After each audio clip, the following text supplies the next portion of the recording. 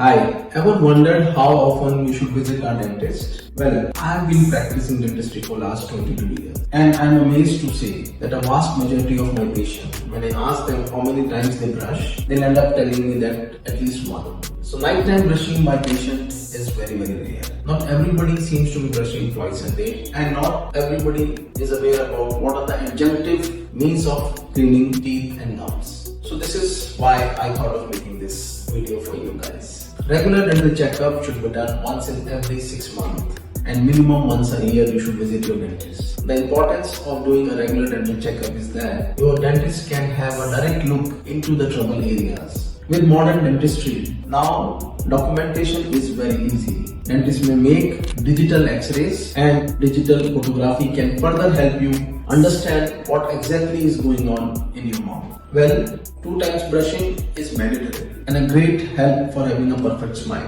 Whenever possible, you should floss on a regular basis, minimize the usage of mouthwashes and don't delay dental treatment. If there is a need, get it done as soon as possible. So happy to help, happy to coach and always there to help my community become better with their smile.